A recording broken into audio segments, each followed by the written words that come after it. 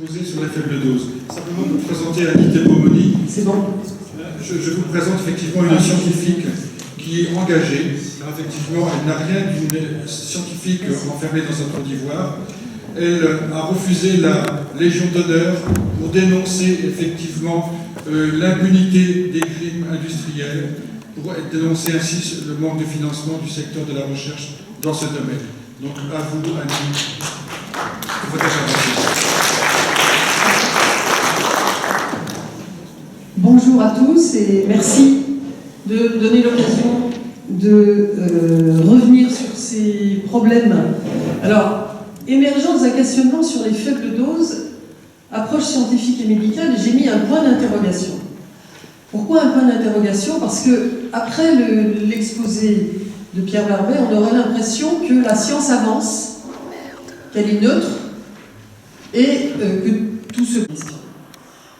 Ils ont introduit le doute, et alors il y a un grand nombre de travaux. Alors mon livre, La science a servi, en recense un certain nombre, qui mettent en évidence les stratégies qui ont été mises au point par les industriels avec des chercheurs asservis à leurs exigences, disant par exemple que l'expérimentation animale ne serait pas pertinente. Or, quel que soit le domaine et quel que soit le toxique, on n'a jamais mis en évidence, on a mis en évidence des différences de toxicité. Mais lorsque l'expérimentation animale montre une toxicité, on n'a jamais mis en évidence que cette toxicité n'existait pas pour l'homme.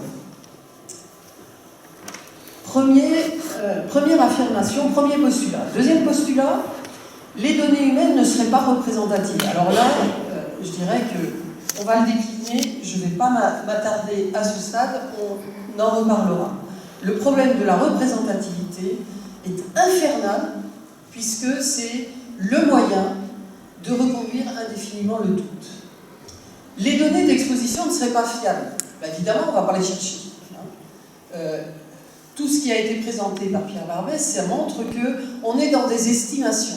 Parce qu'on ne fait pas le boulot qu'on devrait faire, c'est-à-dire faire du monitoring, des expositions en permanence, et ici, dans le Cotentin, vous êtes bien placé pour le savoir. Ce qui conduit, en fait, à focaliser l'attention sur des données épidémiologiques. Et de mon point de vue, quand il s'agit du cancer, les données épidémiologiques, ce n'est rien d'autre que de l'expérimentation humaine.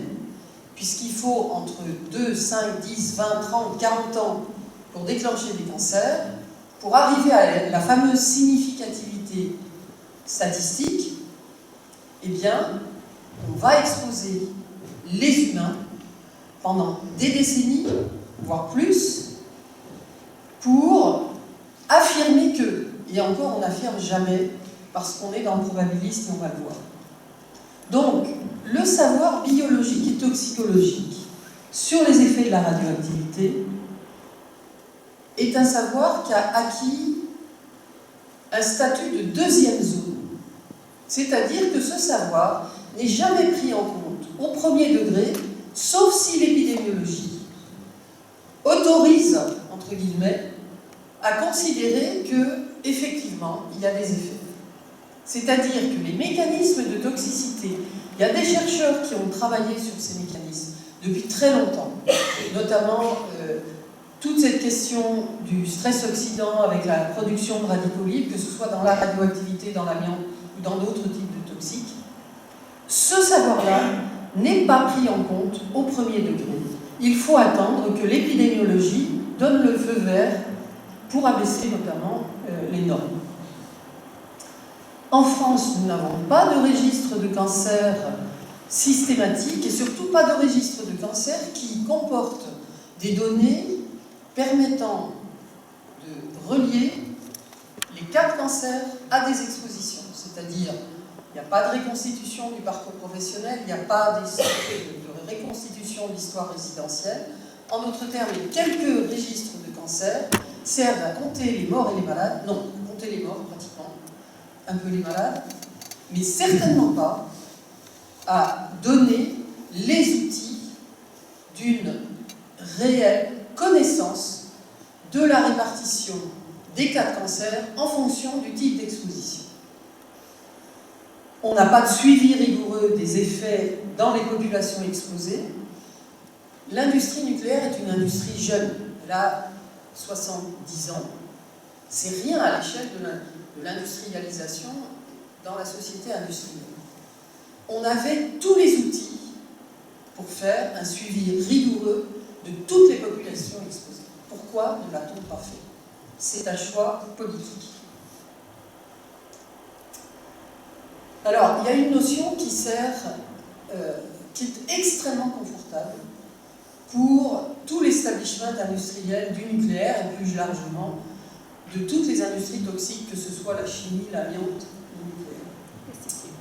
C'est la mort statistique. Alors, on doit cette notion, enfin, la désignation à Roger Belbéoc, dont je veux saluer ici la mémoire, parce qu'il nous a beaucoup aidé à justement démystifier, même du point de vue de la connaissance scientifique, la manière dont se construit une partie du savoir, mais aussi une partie de l'invisibilité de ce qu'on connaît, qui aurait dû nous aider à ne pas arriver aux situations dans lesquelles on est aujourd'hui. Seuls les statisticiens pourront, dans certaines conditions, et je cite Roger, se rendre compte qu'il y a quelque chose. Ils pourront dire que sur 1000 cancéreux, un certain nombre le sont devenus sous l'action du rayonnement artificiel. Ils pourront, si leur étude est bien faite, alors là il y a beaucoup à dire aussi, le dire avec une bonne certitude, un fort niveau de confiance comme ils disent, mais ils ne pourront jamais identifier lesquels sont morts à cause du rayonnement. Notre propre mort et celle de nos amis nous échappe. Pourtant, cette mort, bien que statistique, n'en est pas moins parfaitement réelle. Et ce doute probabiliste, l'anonymat de la mort statistique, sert à polémiquer sans fin sur la causalité et construit cette incertitude indéfiniment reconduite sur les effets des faibles doses, effets pourtant tangibles depuis des décennies, voire plus. Alors, ça c'est, je dirais, un peu l'introduction. Maintenant, comment est-ce qu'on en est venu à une situation où une partie du savoir est complètement occultée ou se retrouve avec un statut de seconde zone? Alors là, je m'appuie sur les travaux de 2 historiens de l'amiante qui ont fait un travail remarquable sur, en fait, comment se fait-il qu'avec les connaissances qu'on avait sur l'amiante depuis la fin du XIXe siècle, on a utilisé et on continue à utiliser cette fibre mortelle en dépit des conséquences absolument catastrophiques. Je rappelle, rien que pour la France, on a à venir encore 100 000 morts à venir. Ils ont écrit un livre qui s'appelle « Comment défendre l'indéfendable ». Et en fait, ils expliquent, ils racontent l'histoire de la confiscation de la science par les industriels avec ces fameux chercheurs que je dis asservis, du titre de mon livre. Et ils disent ceci: les chercheurs et médecins asservis à l'industrie ont violé ce qui est sans aucun doute l'un des principes les plus fondamentaux de la recherche scientifique, à savoir le libre-échange du savoir. Le libre-échange du savoir, ça veut dire qu'une controverse devrait se construire avec une mise à plat de ce que chacun apporte, tout d'abord au niveau des postulats, sur quoi il construit son schéma d'interprétation, ensuite des hypothèses, ensuite de la méthode de travail et des résultats et de leur analyse. Or, ce n'est pas du tout ce qui se passe. Les industriels ont confisqué les résultats, et je vais en faire la démonstration pour la radioactivité. Ils mettent en débat des hypothèses parfaitement fantaisistes, et les faibles doses en font partie. Ils instrumentalisent des scientifiques, au premier rang desquels les statisticiens, parce que là c'est très confortable, La statistique, c'est probabiliste par essence, c'est le doute institué. Et il y a de ce fait un déni de la réalité des maladies professionnelles et industrielles, avec l'institution de vraies fausses controverses dans lesquelles les chercheurs non alignés tendent à s'épuiser à prouver que ce que dit la science officielle, c'est-à-dire la science asservie malheureusement, est faux. Et c'est tout le débat des fake news.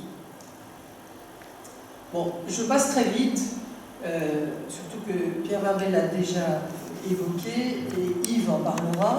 On a des données depuis la fin du 19e siècle.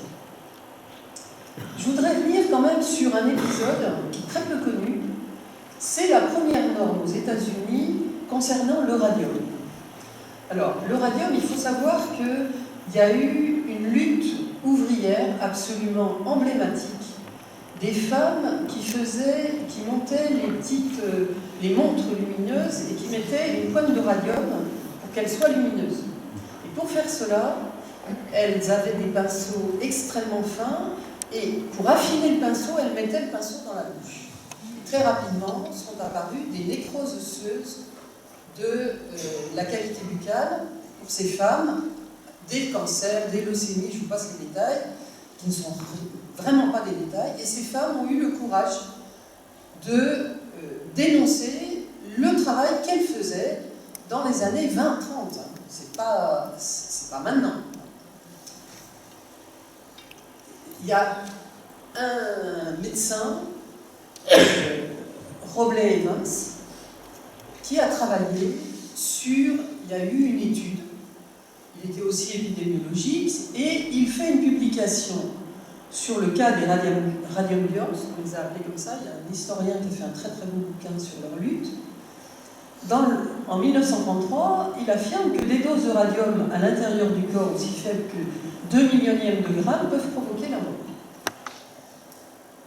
On arrive à la guerre, et là il est rattrapé par les responsables du projet Manhattan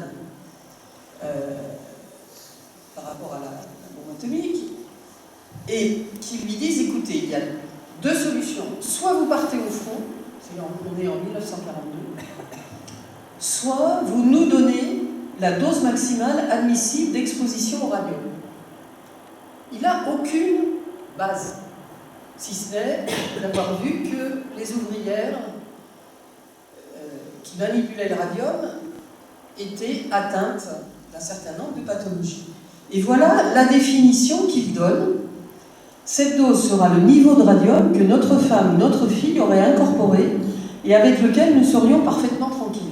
C'est hautement scientifique, hein, je vous dis. Et donc il y a une norme de 0,1 microcurie qui va être adoptée. Et en même temps, cette norme va construire cette fameuse représentation d'un niveau de dose qu'on dit risque négligeable. Et ça, vous l'entendez tout le temps. Le risque négligeable, c'est la définition extrêmement fantaisiste.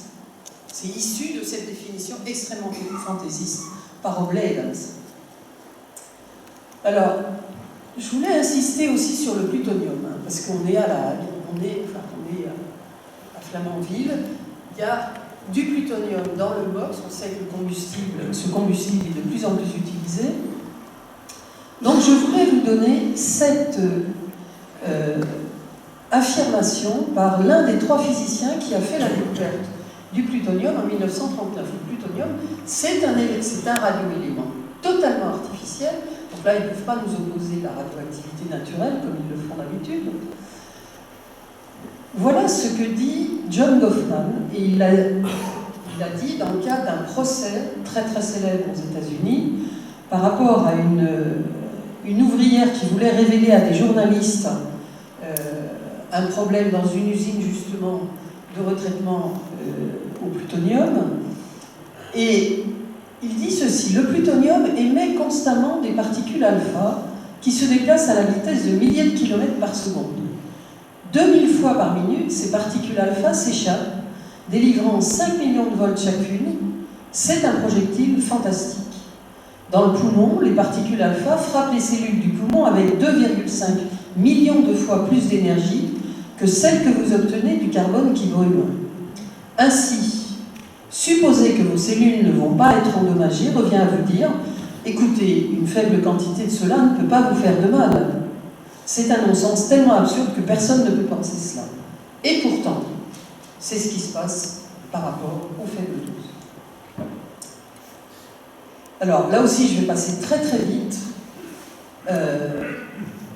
D'où vient aussi l'absence de données? Parce que, en fin de compte, tout ce qu'on récupère aujourd'hui comme connaissances, etc., se fonde sur l'absence de véritable travail rigoureux, scientifique et médical sur les effets sanitaires de la radioactivité. À l'époque du projet Manhattan, donc dans les années 40, pour les autorités militaires et les industriels américains, ce qui est important par rapport à la radioactivité et surtout par rapport à la connaissance publique des effets sanitaires, eux, ils sont parfaitement conscients qu'il y a des effets sanitaires, ils le savent. Mais il ne faut pas entraver l'essor du nucléaire militaire et du nucléaire civil. Les industriels sont là, comme des crins. Il y a un certain nombre de grandes entreprises, DuPont, Nemours, Union Carbide, etc.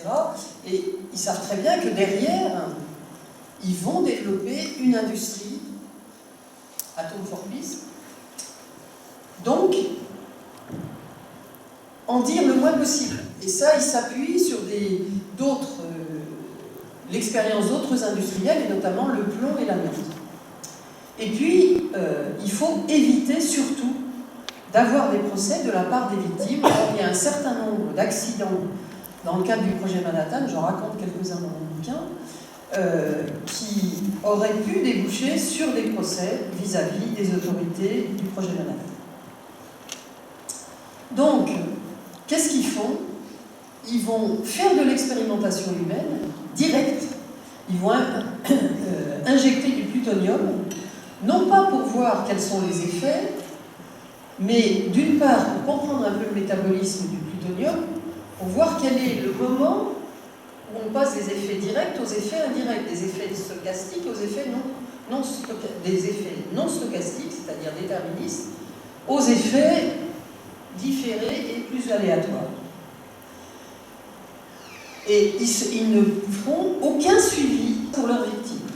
Il y a une journaliste qui a fait un ouvrage absolument remarquable, qui a retrouvé les 18 victimes qui ont été piquées au plutonium, et il n'y a aucune donnée médicale sur ce qui leur est arrivé, si ce n'est la vitesse d'élimination du plutonium. Et là, ils ont découvert que chez les humains, l'élimination du plutonium était plus lente que chez les rats.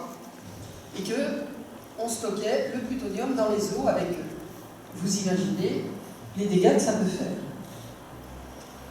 Ne pas instaurer de suivi, établir cette limite entre effets directs et effets différés, et puis une stratégie délibérée, je dirais, d'effacement des traces en termes d'effets sanitaires, des premiers essais nucléaires et de ce qui se passe à Hiroshima et Nagasaki. Je ne vais pas m'étendre là-dessus. Je voudrais dire qu'il y a quand même eu des chercheurs non alignés qui ont produit de la connaissance, mais qui l'ont produit dans des conditions très difficiles parce qu'ils ont été constamment disqualifiés. Alors, il y a Karl Morgan qui a été un des premiers dans les responsables sanitaires du projet Manhattan à mesurer qu'il allait se passer des catastrophes, et il a été écarté notamment de la Commission internationale de radioprotection. Alice Stewart a été la première à mettre en évidence les effets de la radiographie pendant la grossesse, mais pendant 20 ans, ça a été recouvert par une étude faite par un épidémiologiste illustre qui s'appelle Richard Doll, et qui est un brigand, mais qui a présidé à l'épidémiologie mondiale et qui préside encore avec des travaux qui sont absolument scandaleux. J'en parle dans le bouquin. Je voudrais m'attarder sur Thomas Mancuso. Les autorités militaires étaient tellement convaincus qu'ils avaient réussi à noyer le poisson qu'ils ont quand même voulu faire un travail d'épidémiologie, faire faire un travail d'épidémiologie pour prouver que la radioactivité faisait pas mal aux travailleurs, à faible dose. Il demande à Thomas Mancuso, qui est un épidémiologiste, l'un des premiers en épidémiologie professionnelle, de faire un travail à partir des travailleurs de 2 sites du projet Manhattan, Oak Ridge et Hanford, qui travaillaient sur la fabrication du combustible. Donc, étude de mortalité. Alors, étude de mortalité, c'est déjà beaucoup moins intéressant qu'une étude d'incidence au moment où le cancer survient, parce que la mortalité, il y a tous ceux qui vont, heureusement pour eux, pas mourir dans l'année où leur cancer se déclare, et donc ça diffère dans le temps et ça dilue dans le temps. Bon. Mais néanmoins, il accepte, il fait cette étude de mortalité.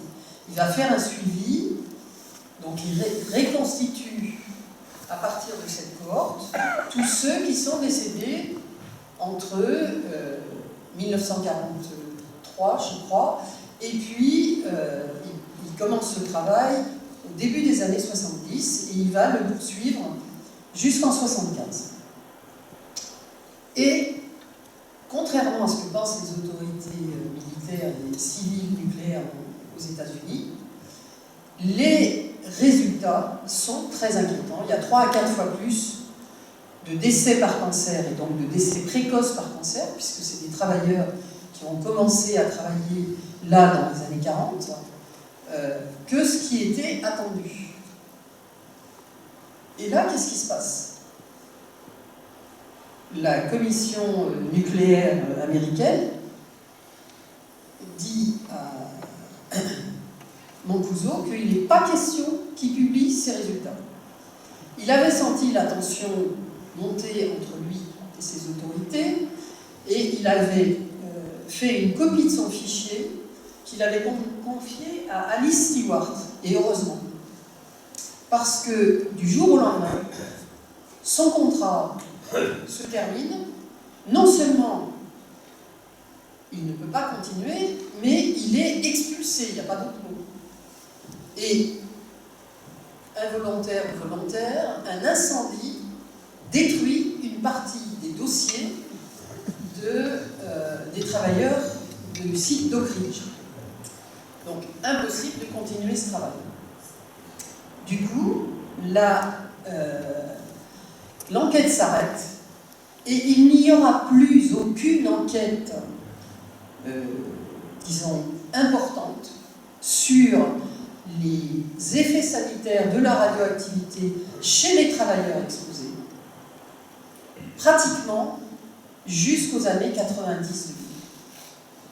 Donc, plus de 30 ans, pendant plus de 30 ans, on expose les travailleurs, on fait de l'expérimentation humaine avec les travailleurs, sans s'occuper de savoir qu'est-ce qui se passe. Et là, il y a une responsabilité, je dirais, sociale, citoyenne, politique, gravissime, puisque c'est un savoir qui est perdu. On ne le reconstituera pas. Alors, j'en viens justement aux travailleurs, parce que c'est une population totalement invisible. On connaît la population officielle des travailleurs et des FCEA, Kojima à l'époque, Areva maintenant. Mais qui fait le boulot? Qui fait le boulot? Alors, il y a eu les essais nucléaires, et là, je vous ai raconté ce qui s'est passé. La plupart des travailleurs des essais nucléaires, où que ce soit, quel que soit le pays, n'ont bénéficié d'aucun suivi sanitaire. Aucun. Et la plupart du temps, il n'y a pas eu de mesure des expositions. L'industrie nucléaire faire. Je prends l'exemple de Brest parce que je y reviendrai cet après-midi. On est en train de découvrir la gravité de ce qui s'est passé. Ils ont monté pendant 30 ans les missiles sans aucune protection en étant au contact du plutonium en direct. Le cycle du combustible, les mines d'uranium, le Niger, le Gabon, mais le Limousin, aucun suivi correct de ces populations. Je voudrais faire un parallèle avec ce qui s'est passé par rapport à l'amiante. Pourquoi par rapport à l'amiante? On a eu des données grâce à une équipe à New York, dirigée par le professeur Selikov, qui a suivi les travailleurs de l'isolation, une cohorte de 17 800 travailleurs de 1958 à la fin des années 90. Et je pense que ces collègues continuent à travailler sur cette cohorte. Si on avait fait la même chose avec les nôtres, on n'en serait pas là aujourd'hui. Le cycle du combustible, c'est aussi le traitement du minerai, la Comurex, à Narbonne, je donne des exemples, la fabrication du combustible, tout le problème du retraitement. Quel suivi à La Haye? Non seulement, évidemment, pour les travailleurs statutaires Areva, mais pour tous les sous-traitants qui interviennent. La maintenance des installations, la gestion post-accidentelle, les fameux liquidateurs. On sait que les liquidateurs, dans le cas de Tchernobyl, les Russes sont allés les chercher à peu près partout, dans des conditions de désignés volontaires. On parlait de travailleurs qui sont volontaires pour intervenir, c'est des désignés volontaires, c'est le moins qu'on puisse dire.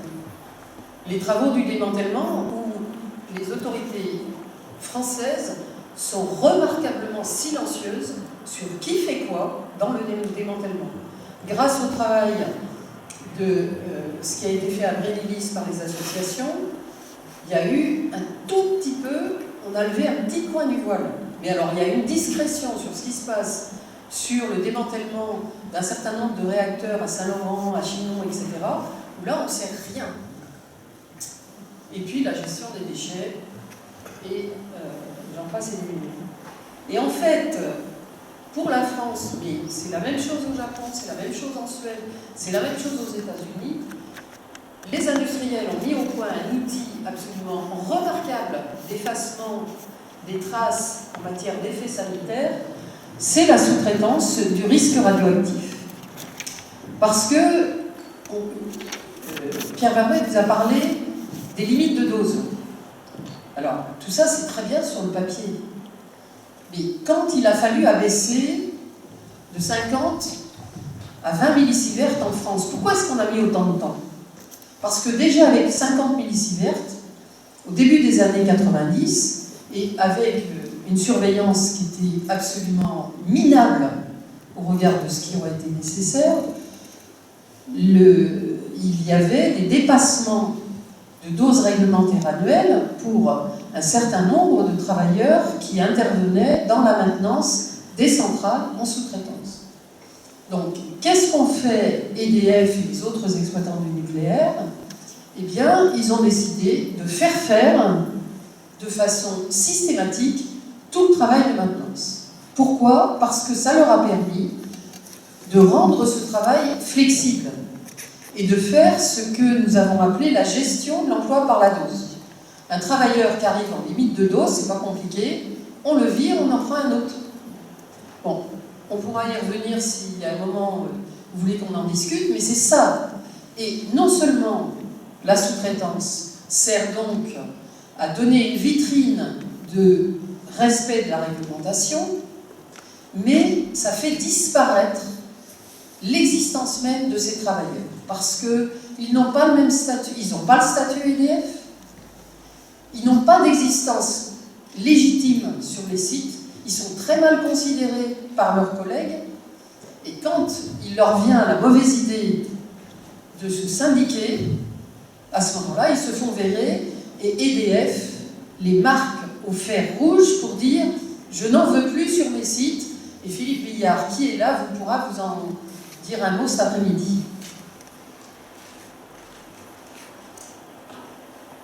Alors, je voudrais terminer en revenant sur l'ensemble de cette stratégie. Parce qu'on n'est malheureusement pas dans un travail rigoureux et scientifique. Je suis scientifique. Comme je suis scientifique non alignée, j'ai eu vraiment à travailler sur la rigueur de mes travaux pour obtenir leur publication et pour obtenir qu'ils ne soient pas contestés en tant que tels. J'ai été disqualifiée dans l'institution comme chercheur engagé. En fait, toute la stratégie sur les faibles doses est l'œuvre d'un mensonge. Alors, je vais revenir là aussi, c'est Roger Belvéoc qui m'avait donné à lire un petit livre qui s'appelle L'art du mensonge politique. Et je vous laisse lire. Le mensonge politique est l'art de convaincre le peuple, de lui faire accroire des faussetés salutaires, et cela pour quelques bonnes fins. Le moyen le plus propre et le plus efficace pour détruire un mensonge est de lui opposer un autre mensonge. Donc on est aujourd'hui dans la situation suivante, où du déni des effets des faibles doses, qui est quand même en train de se fissurer, Pierre Barbet l'a montré, en bafouant le principe du libre-échange du savoir, parce que, en fait, ce déni n'aurait jamais dû exister, on est passé à l'art de convaincre des personnes contraintes de vivre en territoire contaminé que tout va bien pour elles, leurs enfants, les générations futures. Je vous remercie.